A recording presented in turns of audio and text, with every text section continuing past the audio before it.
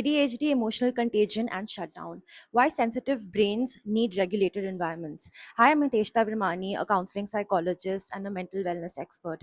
Today, I'm going to be talking about ADHD and why regulated environments for ADHD brains are very, very important. You know, the thing with ADHD is that they aren't just wired differently, they're wired very, very sensitively. So, they're very hyper attuned to people's emotions, what we also call as emotional contagion. Emotional contagion means that you absorb and mirror people's emotions very easily. They pick up the emotional energy, tone, tune in the room, and their own emotions shift because of it. This combined with emotional regulation challenges that people with ADHD have. If they're in environments that are dangerous, intrusive, unstable, unpredictable, they are not likely to thrive. Their nervous system begins to spiral when they're in environments that are dysregulated, coercive, or intrusive. Here's the thing with people with ADHD. If somebody asks them questions one after the other or gives them multiple instructions or directions, their body perceives it as a threat because their body is very sensitive to information. It takes time to process information.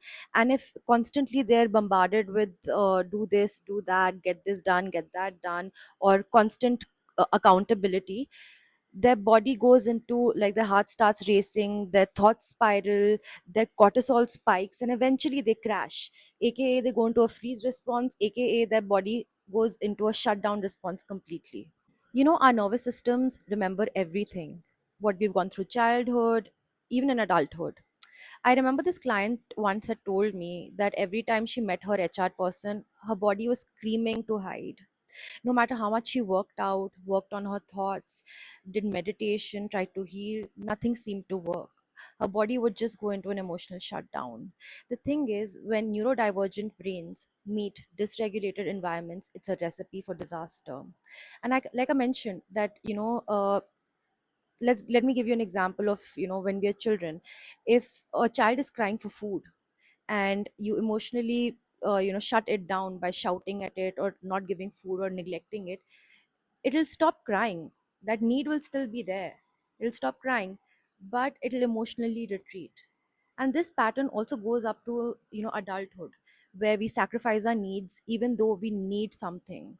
And I could relate to this really well because I experienced it too with my ex-boss who was highly dysregulated. Every time he would send me a voice note or a message or an email, my body would just tighten. During that course that I worked with him, I would just feel anxious and edgy all the time. But the moment I left that job, I felt like I was returning to myself. My thoughts became clearer. I could express myself clearly. I could sleep better.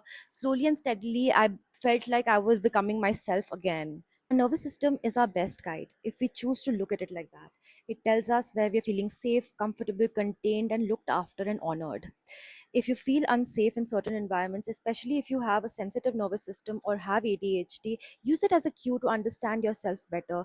Where will you fit better? What sort of people are better for you? Because you have to understand that other people's dysregulation or chaos is not your problem to solve.